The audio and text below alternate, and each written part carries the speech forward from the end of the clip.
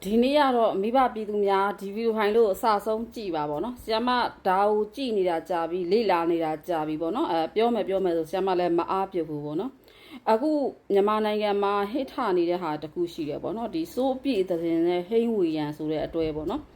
်အဲ့ဒါနဲ့ပတ်သက်လာလို့တချို့တွေပြောကြတယ်အင်္ဂါချင်းယူလို့သူတို့ကမဖြစ်နိုင်ဘူးဆိုပြီးတော့ဒါကြီးလည်းပြည်သူလူထုကကြားပြီးသားဖြစ်မှာပေါ့နော်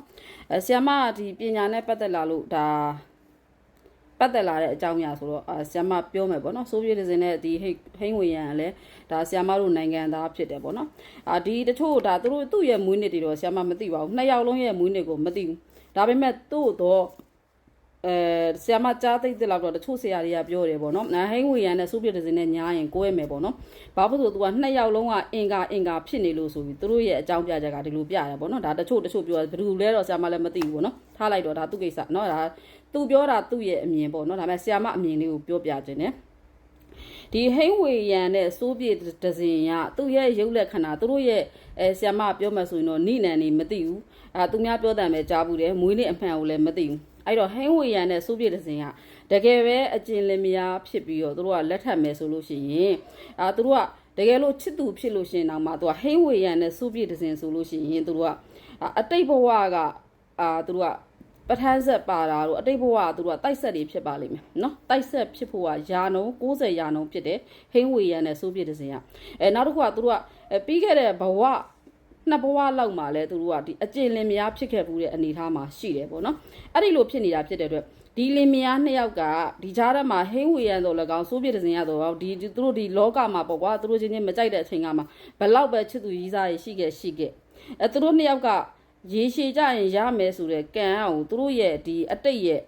့သူတို့ရဲ့မျက်နှာဒီဟာလေးနဲ့ဆီယမကြားမြင်နဲ့ဆက်ဆက်ပြီးဟောပြတာပေါ့နော်အတိတ်ကကံပါပြီးသားဖြစ်တာဖြစ်တော့ဘယ်သူမှခွဲလို့မရဘူးသူတို့ကရမှာဖြစ်တယ်ပေါ့နော်တကယ်လို့ရလို့ရှိရင်တော့ဆီယမလည်းရနေပြီးမင်္ဂလာတချို့ကလည်းပြောရင်ညင်းမှာပေါ့နော်ဒါထားလိုက်တော့ဘယ်လိုပဲဖြစ်ဆီယမပြောချင်တဲ့စကားလုံးကအင်္ဂ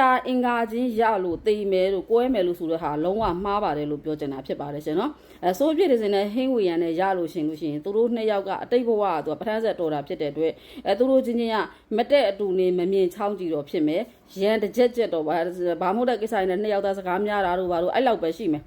ပြီးရင်ဘာဖြစ်လဲတယောက်မတွေ့ရင်မနေနိုင်ဘူးเนาะအရန်ချစ်ကြတဲ့လူတွေဖြစ်မဲ့ဇုံတွဲပါလို့เนาะနောက်တစ်ခုကစိုးပြည့်တဲ့စင်နဲ့ဟင်းဝေရန်နဲ့ရလို့ရှိရင်အိမ်အောင်ကြီးကမြဲပြီးတော့ပျော်ရွှင်သားရပြီးတော့သူတို့ရဲ့ဒီရုပ်ရှင်လောကနဲ့ပတ်သက်တဲ့စမ်းတွေကပိုးပြီးတော့တောင်ထအောင်မှာဖြစ်ပါတယ်လို့เนาะစမ်းထပြီးတော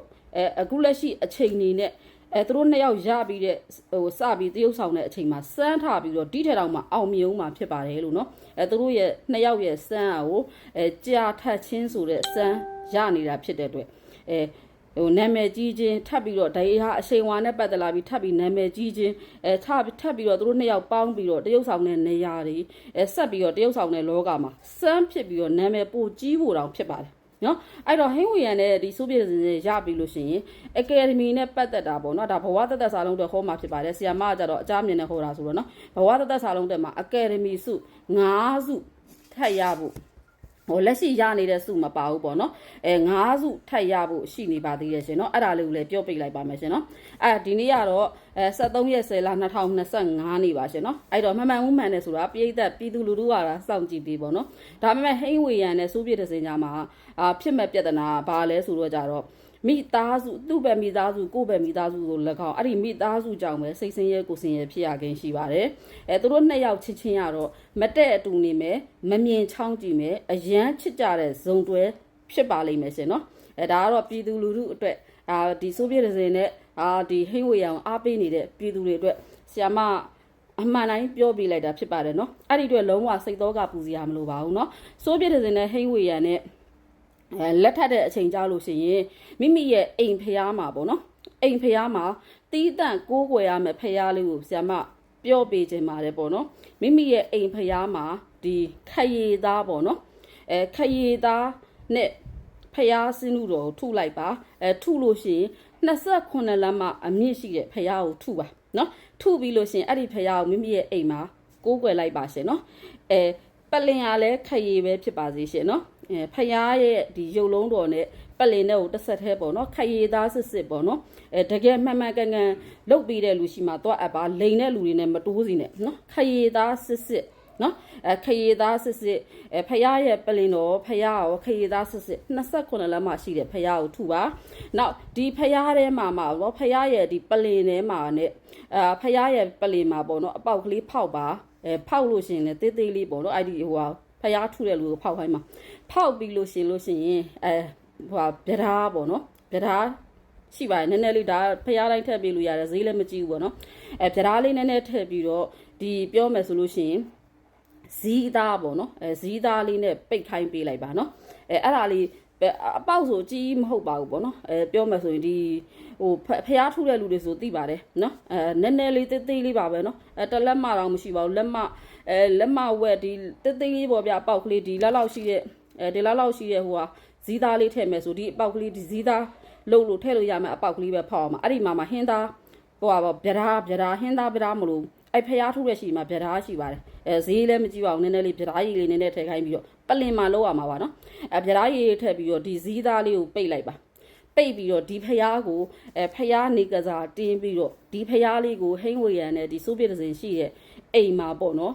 ဒီဖျားလေးကိုပဲကိုးကွယ်မယ်ဒီဖျားကိုပဲဖျားအင်္ဂါရဲနဲ့ညီအောင်ထုရမှာဖြစ်ပါတယ်ရှင်နော်ထုပြီးတော့ဖျားကိုကိုးကွယ်ပြီးပါရာသက်ပံအိမ်အောင်ရေးစီးပွားရေးလူမှုရေးအစအရာဆင်ပြေပါလိမ့်မယ်ရှင်နော်တေတပံတစ်စုံပေါင်းရပါစေလို့ဆီယမဆူတောင်းပေးပါတယ်ရှင်နော်ဆီယမကတော့ဆီယမမြတ်ကြာခင်ပဲဖြစ်ပါတယ်ရှင်နော်ဒီနေ့ကတော့23ရက်10လ2025နေ့မှာဟောပေးလိုက်တာဖြစ်ပါတယ်ရှင်နော်ကျေးဇူးတင်ပါတယ်ရှင်နော်ပြောမယ်ဆိုလို့ရှိရင်ဆီယမပြောသလိုပဲအောင်မြင်မှုတရဖူတွေအများကြီးရပါစေရှင်နော်စိတ်ရင်းကောင်းတဲ့2ယောက်လုံးမျက်နှာလေးရစိတ်ရင်းကောင်းတယ်ပေါ့နော်အပစ်ကင်းတဲ့2ယောက်ဖြစ်ပါတယ်ပေါ့နော်ဆီယမပြောတဲ့ဖရားလေးကိုထုပြအောင်ထုပြီးကိုးကွယ်လိုက်ပါရှင်နော်ကျေးဇူးတင်ပါတယ်ရှင်